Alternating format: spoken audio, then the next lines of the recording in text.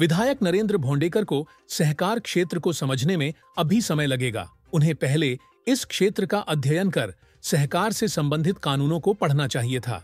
इसके बाद सभी पत्रकार बंधुओं और इलेक्ट्रॉनिक मीडिया के जिला प्रतिनिधियों को बुलाकर सभा में अपनी बात रखनी चाहिए थी। वे हमारी महायुति सरकार के नेता हैं, लेकिन उन्होंने भंडारा जिला मध्यवर्ती सहकारी बैंक में आकर बिना किसी दस्तावेज की जांच किए सीधे प्रेस के सामने यह कह दिया कि यहां बड़ा घोटाला हुआ है। भोंडेकर साहब को पहले पत्र व्यवहार और दस्तावेजों की जांच करनी चाहिए थी। वर्ष 2008 में राज्य सरकार ने परिपत्रक के अनुसार राज्य की सभी बैंकों को कर्ज माफी के निर्देश दिए थे। उसके बाद 2012 में एक समिति का गठन किया गया, जिसमें DDR, लेखा परीक्षण अधिकारी, मुख्य कार्यकारी अधिकारी और राज्य सरकार के अधिकारी शामिल थे। इस समिति ने 2014 में यह निर्णय लिया कि जिन बलूतीदार सहकारी संस्थाओं पर कर्ज बकाया है, उनकी सूची तुरंत शासन को भेजी जाए। लेकिन जब राज्य सरकार ने पैसा भेजा तो वह अपेक्षाकृत कम भेजा गया। 2008 से 2016 तक की ब्याज राशि कौन चुकाएगा? क्या बैंक इसे नहीं मांगेगी? भंडारा जिला बैंक में कभी कोई घोटाला नहीं हुआ है और न ही होगा। अगर भोंडेकर साहब को लगता है कि घोटाला हुआ है तो वे राज्य सरकार से तत्काल जांच अधिकारी की नियुक्ति करवाएं। मैं पूरी जांच के लिए तैयार हूं और उसमें सहयोग करूंगा। तो काय सांगाल की आमदार नरेंद्र भोंडेकर यांनी बीडीसी बँकेवर आरोप केला आहे की करोडोचा घोटाळा झाला, त्याबद्दल? आदरणीय नरेंद्रभाऊ भोंडेकर यांना सहकार समजण्यास वेळ लागेल।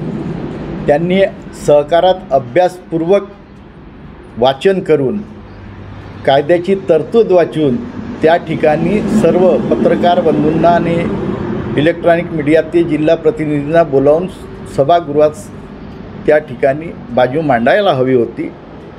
ते आमच्या महायुती सरकारमध्ये आमचे नेते आहेत, परंतु त्यांनी भंडारा जिल्हा मध्यवर्ती बँकेत येऊन बलुचीदार संस्थाचे 2008 मध्ये जी कर्जमाफी झालेली होती त्या कर्जमाफीबद्दल त्यांनी कागदपत्राची पडताळणी न करता डायरेक्ट प्रेससमोर जाऊन भंडारा जिल्हा बँकेत मोठा घोटाळा झाला असं प्रेसला सांगितलं। माझं म्हणणं एकच आहे की भोंडेकर साहेबांनी त्या ठिकाणी पत्रव्यवहार बघायला पाहिजे।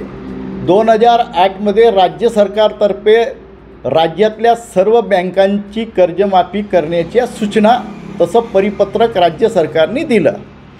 त्यानंतर 2012 मध्ये एक समिती स्थापन झाली की त्या ठिकाणी DDR,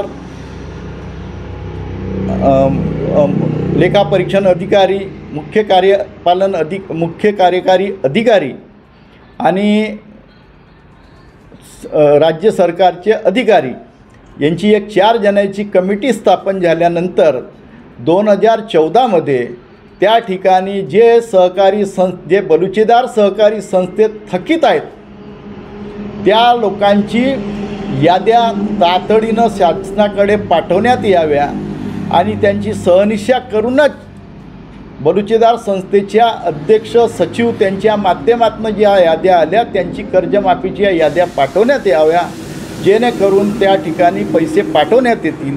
परंतु राज्य सरकारने पैसे पाठवत असताना त्या ठिकाणी एखाद्यावर जर उदाहरणार्थ 16 लाख रुपये असतील तर त्या ठिकाणी 8 लाख रुपयेच पाठवले। 2008 ते 2016चा व्याज बँक कशी भरेल? बँक ढबगाईस येणार नाही का?